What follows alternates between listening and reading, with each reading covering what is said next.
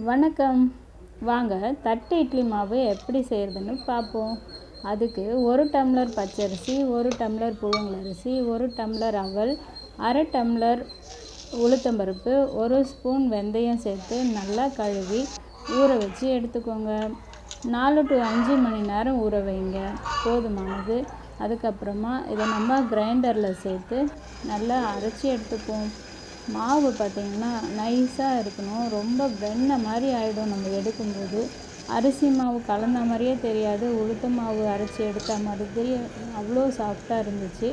இது கொஞ்சம் பெரிய பாத்திரத்தில் மாவு எடுத்து வைங்க, ஏன்னா இது ஊறி வந்தால் ஃபுல்லாக ஆகிடும். பாருங்கள் எவ்வளோ மெத்துன்னு எவ்வளோ ஃப்ளஃபியாக இருக்குது பாருங்கள்.